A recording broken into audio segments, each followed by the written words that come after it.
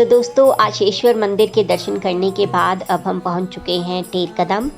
और टेर कदम जो है ये बिल्कुल ही आशेश्वर मंदिर के पास में है, वॉकिंग डिस्टेंस है। और बहुत ही खूबसूरत जगह है। जैसा कि मैंने आपको पिछली वीडियो में बताया, मेरी फेवरेट जगह है। और फेवरेट जगह होने के बहुत सारे कारण हैं कि भगवान के यहाँ पर बहुत ही सुंदर पास टाइम्स है। मुझे गैया बहुत अच्छी लगती है और भगवान जब यहाँ पर आया करते थे गैया चराने के लिए, तो कदम के पेड़ पर चढ़कर वो शाम को अपनी गैया को वापस बुलाया करते थे। तो जब वापस बुलाते थे वो ऐसा नहीं कहते थे कि हर एक गाय का जैसे नाम था, किसी का पीली, किसी का लाली, हर एक गाय का नाम था। 9 लाख गायें थी, तो हर एक गाय को बुलाने के लिए वो बांसुरी बजाते थे और उनकी बांसुरी में से ही गाय के नाम निकला करते थे। जैसे जैसे गाय अपना नाम सुनती थी वो भागी आती थी। जब बांसुरी बजाया करते थे तो गैया, पेड़, पक्षी, पशु हर कोई मोहित हो जाता था और भागा ही चला आता था इनके पास। तो ये वो जगह है जहाँ पर भगवान अपनी गैया को बुलाया करते थे। और फिर जो काउंटिंग करते थे, वो जब गैया सारी इकट्ठी होती थी तो यशोदा मैया ने जैसे उनको काफ़ी ज्वेलरी पहनाई होती थी, तो अपने नेकलेस के जो बीड्स होती थी उन्हीं पर ही वो काउंटिंग किया करते थे कि मेरी कितनी सारी अब गायें वापस आ गई हैं। तो जो कोई गाय रह जाती थी, छूट जाती थी, तो दोबारा से भगवान जी बांसुरी बजाया करते थे और उन गायों को भी बुलाया करते थे। तो ये सारी गायों को लेकर फिर वो नंदगांव जाते थे और नंदगांव में फिर गायें अपना विश्राम करती थी। तो इस तरीके से यहाँ पर भगवान लीला करते थे। तो टेर का मतलब है बुलाना और कदम, कदम के पेड़ का मतलब है। इस जगह से और भी बहुत सी चीज़ें जुड़ी हुई हैं, जैसे कि रूप गोस्वामी जो 6 गोस्वामी में से एक हैं, वो यहाँ पर चैतन्य महाप्रभु के कहने पर यहाँ पर आए थे और यहीं पर रहकर ही वो शास्त्र वगैरह लिखा करते थे।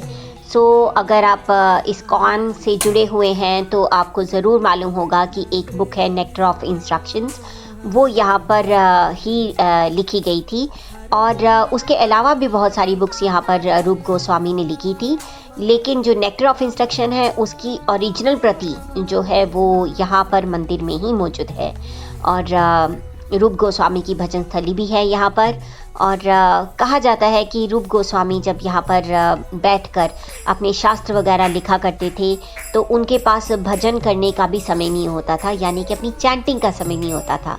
तो इस जगह का इतना ज़्यादा प्रभाव है कि यहाँ पर क्योंकि भगवान 9 लाख गैया चराया करते थे, तो यहाँ पर एक माला जपना भी 9 लाख माला जपने के बराबर हो जाता है।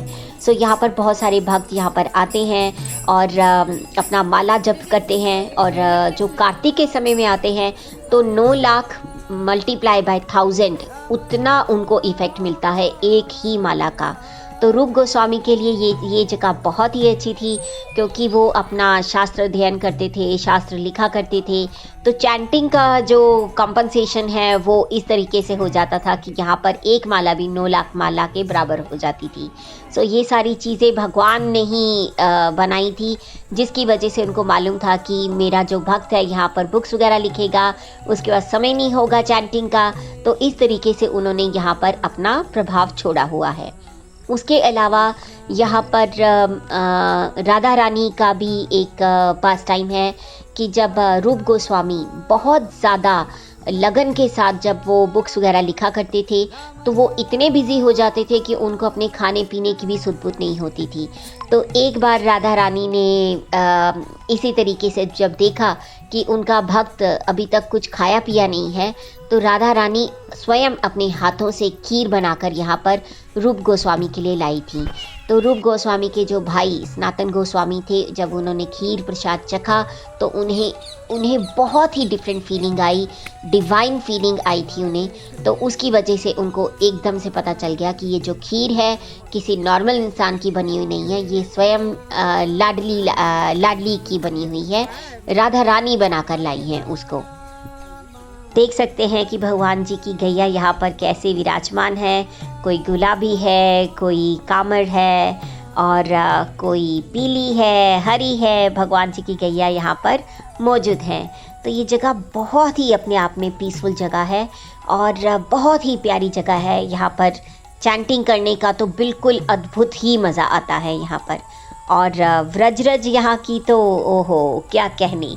सो अभी आप देखेंगे कि हम लोग भी व्रजरज में लोटपोट होंगे।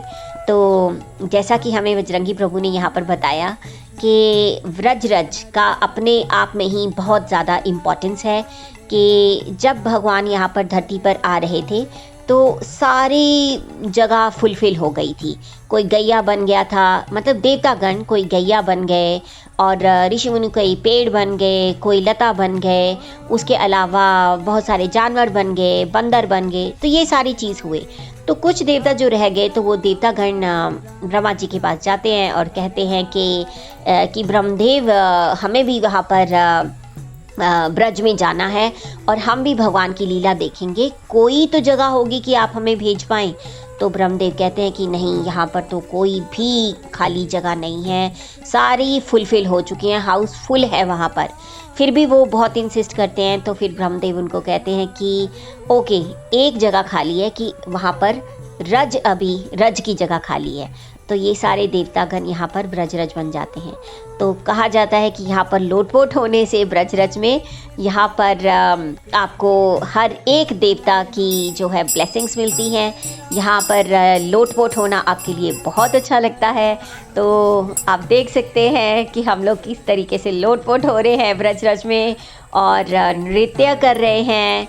हमें बहुत अच्छा लग रहा है। तो जब भी आप आएँ टेर कदम, आप भी ऐसे ही एंजॉय करें, ब्रजरज में लोटपोट हों। जब तक आप ब्रजरज में लोटपोट नहीं होंगे तब तक एक्चुअल फीलिंग आपको कहाँ से आएगी कि आप ब्रज में हैं।